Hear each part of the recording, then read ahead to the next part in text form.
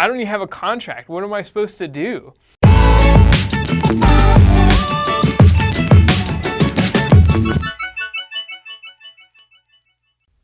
At the beginning of 2017, I was about 5 or 6 months into working in real estate as a wholesaler here in the Asheville area.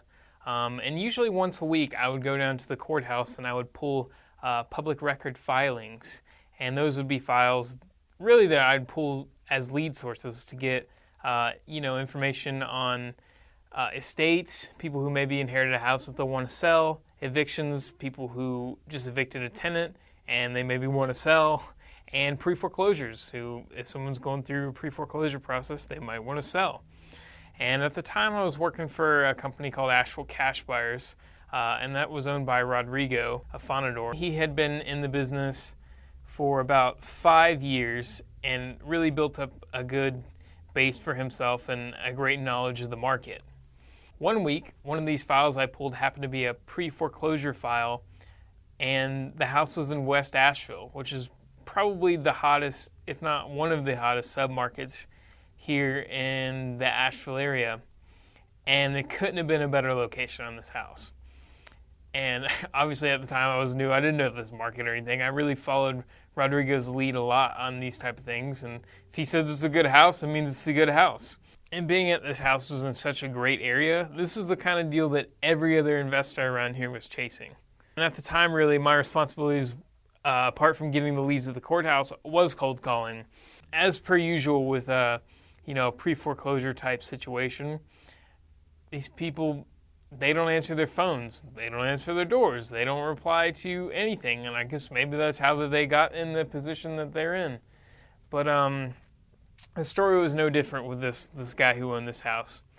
So I can imagine that perhaps this guy wasn't answering his phone because everyone was calling him probably at all times, day and night, texting him, just calling this guy. We even tried door knocking his house. He actually had a fenced-in yard, and when people have fenced-in yards, you don't really want to enter because there may be dogs. And so we ended up leaving notes on the door, and again, just nothing. Probably trying to call this guy every day, if not every other day, for 3 to 4 weeks. After a month of that, I was making cold calls. I was in a pretty good mood. I remember it was just a nice day in February afternoon, and I was cold calling phone numbers, and I see his name next on the list, and I was like, you know what? Screw it. I'm just going to try and call this guy, and we'll see what happens. And what do you know? I call him, and somebody answers the phone. I'm like, hey, is Heiko there? Or whatever I said, and after the initial introductions, explaining who I was, he's like, well, I got someone else coming to look at the house in about 20 minutes. If you want, you can come too. So immediately I hang up the phone, I call Rodrigo, and I'm like, dude, I just spoke to the owner of Talmadge Court. Like, he wants to meet in 20 minutes. What do I do? And he's like, dude, I can't make it. I'm sorry, but that's awesome. Like, go. I was like, I don't even have a contract. What am I supposed to do? And he's like, you don't have a contract?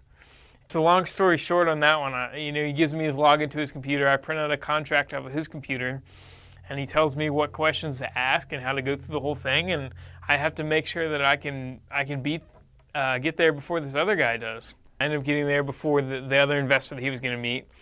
And talk to the guy, nice guy. Walk through the house, knowing full well I have no idea what I'm looking at the time when I was walking through a house. It's just like, ceiling's white, the wood floors are stained, everything looks pretty good to me.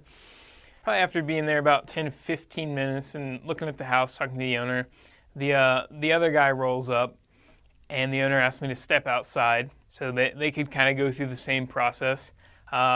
To this day, I have no idea who that other investor was. He was driving like a kind of a beat-up old white single-cab Chevy pickup, and I just remember him like mean-mugging me when he pulled into the driveway, which I didn't understand because I was nobody in this business at the time, not that I am now, so I don't really understand that. But, after about another 10, 15 minutes, the guy leaves the house, gets in his truck, and drives away. And I go back in the house, and I talked to the guy, the owner. His name was Heiko. I asked him, I was like, okay, well, what do you want for the house? And he was like, well, the other guy offered to pay off the mortgage plus $20,000. And I was like, okay, well, would you do that deal with me? And he goes, well, that's what the other guy offered. Could you do any better? And obviously I was a shrewd negotiator. Guys, I had no confidence. I didn't even know what I was doing at all. And I just remember thinking for a second, and I was all nerves. I go, well, would you do 25,000? It was like, the guy probably would have done 20,500, and I just threw out another 5,000. And he goes, okay. And so I remember I pull out my contract, and we're kind of going through it, and I'm writing. And keep in mind, my handwriting's already bad, but I was shaking so bad from nerves, just trying to fill in this contract. And I have no idea to this day why this guy trusted me to sign this contract and agree to sell me his house. And we agreed to terms and got through and signed the whole thing. And I did my best to explain, what we were signing. And we did the deal. I left there with my first ever contract, my first ever deal, and took that back to the office proud.